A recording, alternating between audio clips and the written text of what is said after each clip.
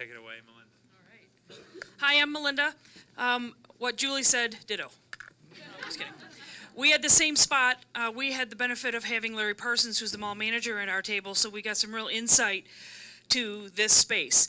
One of the challenges that Meridian Township has is we do not have, with the exception of downtown Okemos, a village square or a town square. It is non-existent in Hazlet and small in Okemos, and they're trying to develop that and trying to count that in. But as a Meridian Township, or as the village of Meridian, so to speak, instead of just the 2 school districts, we want to create this as the city center. And so we have green space coming in off of Grand River, with a very small bus transit turnaround. Quick in and out. They have a short period of time. They're going to run every 6 minutes. So we want to get them in and out, in and out, in and out, and not create any more traffic around that, but use walkways and streets, like Julie was talking about, creating actual streets in the same area that she was talking, to move people to the already current designated parking, which a marker and a half is 5-minute walk. So from here to here is only a 5-minute walk.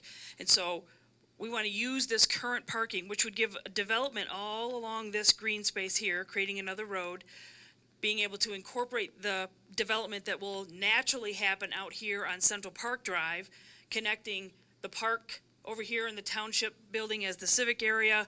The back side of the mall would be able to have all those out spots created. So what you see is a city center becoming this space here, this whole great big area, and creating more roads and walkways and pathways to incorporate both sides of the road, over on this side as well, the east side of Marsh Road, and to incorporate this natural park space with walkways and boardwalks, and using that space as outdoor entertainment area.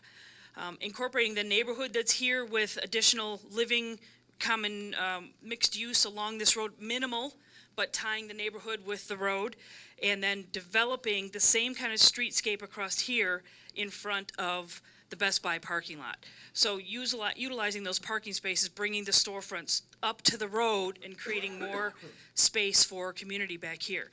Creating a really nice green space in the front of the mall and a natural walkway that leads you right into the main anchor of the mall, and then drawing you off to both sides. Making a real walkway right straight up all the way to Central Park.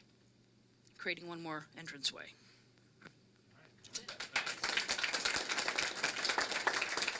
Did you notice she did that without notes? That was pretty impressive.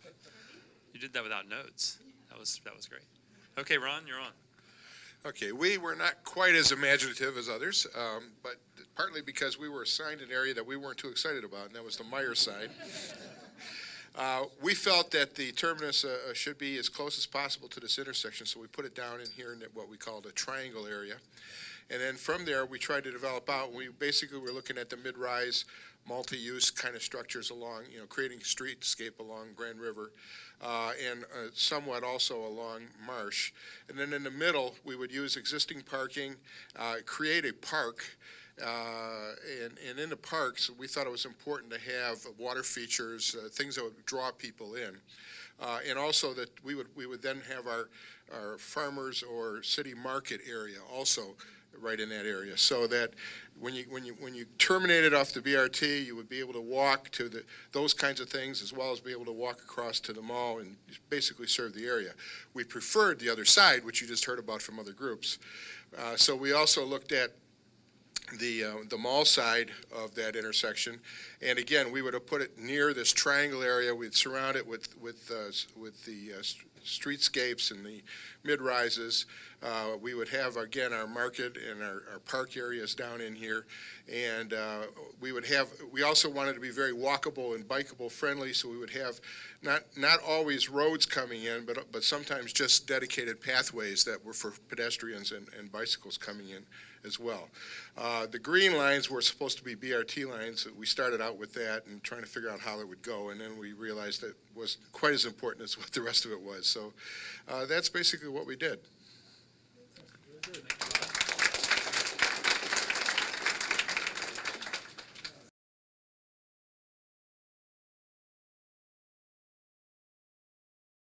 And then last, this is a little more vague, The great walkable places are memorable and beautiful. We are a very demanding species, so we go back to the places that satisfy our senses and make us feel good about being there. We tend not to go back over and over to the places that leave us feeling emotionally or visually starved. And it's interesting when you create that, just how willing people are to have a lot of stuff go on in the same space. In this space, there's deliveries and traffic moving back and forth, a cycle track for the bikes, several pedestrian routes intertwined. There's a subway underneath, the metro. There's transit up above on the street and a busway itself. There's multi-story mixed-use buildings all doing all sorts of things. It doesn't hurt anything that all that activity and all that coming and going is brought close together. In fact, what it did was it made the place valuable and memorable. Is that in the U.S.? It's not. We have a lot of streets that are built on that model, but that picture, which I grabbed about 45 minutes ago, happens to be Paris. That's the Boulevard Rochechouart, if you want to go check it out on Google Earth. So let's do another sense of the room. I talked about all these things. So, I talked about most of these things. Which of these features on this little list would most affect your desire to walk or bike in a place? Curious, like which one jumps out at you as the one most likely to affect your behavior. 1 for street trees, 2 for wider sidewalks, 3 for calmer traffic, 4 for no blank walls, and 5 for more parking. You got to get out of your car, right? Polls open. 5 seconds. Just pick one. Interesting. Okay, so the behavior of the traffic and the street trees are at the top of the list. All right, let's do a 60-second shout out and hear why that is. Okay, so my question to you are, let's look at the top 3. Calmer traffic, let's talk about that for a minute. Why, what? Safety. Safety. Why does calmer traffic help? Less distractions. More reaction time. Somebody who picked that one, tell us why you picked it. Less noise. Calmer traffic because there's more going on there. There's more going on there. People friendly. It's people friendly. One more. Higher capacity. What? Higher capacity. Higher capacity. Now let's look Time's up. at the next one. That Street took 20 trees. seconds, by the way. Good job. Street trees. Why are street trees good for shade? Aesthetically pleasing. Protection from the rain. Protection from the rain. Aesthetics. Separation. Separation from traffic, from vehicles. Very good. They don't move. Okay. And then finally, no blank walls. Why is that important to walkability? Engagement. Something to look at. One more. One. Something to look at. Something to look at. Variety. Aesthetics. Goes faster. It goes faster. The block goes faster. Safety. Time's up. Stimulation. Okay. Thank you. Okay. So while we're in this neighborhood, and I just talked a little bit about it already, let's zero in on one of the other placemaking ideas.